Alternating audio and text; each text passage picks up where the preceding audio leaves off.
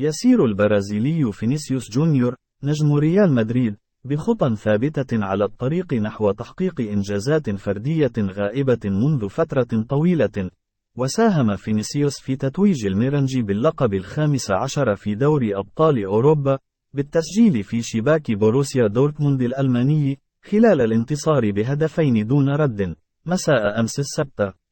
يحظى القميص الرقم 7 في ريال مدريد بأهمية كبيرة، حيث سبق وارتداه أساطير على غرار بوتراجينيو وخوانيتو وراؤول جونزاليس وكريستيانو رونالدو.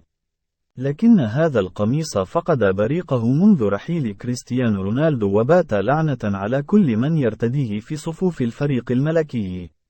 ومنح ريال مدريد ماريانو دياز القميص رقم 7 في 2018 بعد تألقه في فترة الإعارة مع ليون الفرنسي، على أمل أن يصبح خليفة لام الدون.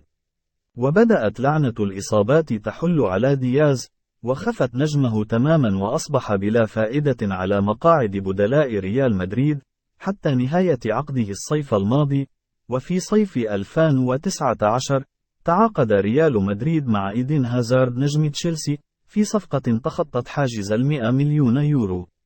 وقررت إدارة الميرنجي سحب القميص رقم 7 من ماريانو دياز ومنحه لهازارد. وقبل المباراة الافتتاحية في الليجا ضد سيلتا فيغو وقتها، تعرض هازارد لإصابة في عضلة الفخذ غاب على إثرها لمدة شهر، ثم تعرض لإصابة ثانية في الكاحل دامت 8 أيام. وأمام باريس سان جيرمان في دوري الأبطال، تعرض البلجيكي لإصابة جديدة بالتواء في مفصل الكاحل الأيمن، وغاب 3 أشهر. ولم ينتهي مسلسل إصابات هازارد الذي دام طويلا، حتى أنه طوال 4 مواسم لعب 76 مباراة وسجل 7 أهداف فقط.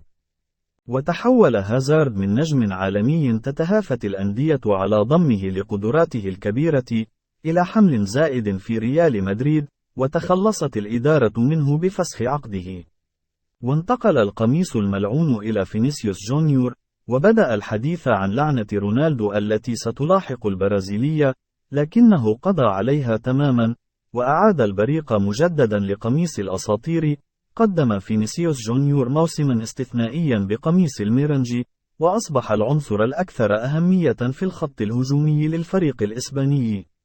النجم البرازيلي خاض 39 مباراة بمختلف المسابقات مع ريال مدريد، ونجح في تسجيل 24 هدفا وصنع 11 آخرين. وعلى مستوى دوري الأبطال، فإن فينيسيوس أظهر قدراته في مواجهة بايرن ميونخ بذهاب نصف النهائي، وسجل هدفين أبقى بهما على آمال ريال مدريد للاستمرار في البطولة.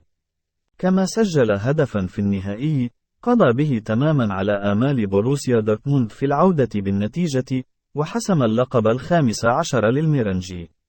وساهم نجم السامبا في التتويج بالسوبر الإسباني، إذ سجل ثلاثية هاتريك في المباراة النهائية ضد الغريم التقليدي برشلونة، حيث فاز الملكي بنتيجة 4-1. أما في بطولة الليجا، فخلال 26 مباراة سجل 15 هدفا وصنع 6 أخرى، وكان أحد الركائز المهمة في تحقيق اللقب. بعد هذا الأداء المميز الذي قدمه البرازيلي والفوز بلقب دوري أبطال أوروبا، بات أحد أبرز المرشحين للفوز بالكرة الذهبية. ولا يتبقى أمام الشاب صاحب 23 عاما سوى التتويج بلقب كوبا أمريكا مع منتخب السيلساوي هذا الصيف من أجل ضمان الفوز بالجائزة المرموقة. ورغم نفي فينيسيوس تفكيره في الفوز بالجائزة، إلا أنها تظل حلما يراود كل لاعب كرة قدم في العالم. وصرح البرازيلي عقب الفوز على دورتموند ليلة أمس: الكرة الذهبية لا تهمني، الناس القريبون مني ومن حولي يقولون لي إنني الأفضل وأنا أصدقهم. وكان آخر لاعب برازيلي توج بالكرة الذهبية هو ريكاردو كاكا، نجم ميلان وريال مدريد السابق عام 2007، قبل أن يبدأ الصراع الأسطوري بين كريستيانو رونالدو وليونيل ميسي على الجائزة. ويعتبر الفرنسي كريم بنزيما هو آخر لاعب من ريال مدريد توج بالجائزة عام 2022 بعد مستواه الخرافي في ذلك العام، إذ قاد وقتها الفريق الملكي للقب دوري أبطال أوروبا. السلام عليكم، لا تنسوا الإعجاب بالفيديو والاشتراك في القناة تشجيعا لنا لنستمر بنشر المزيد إن شاء الله.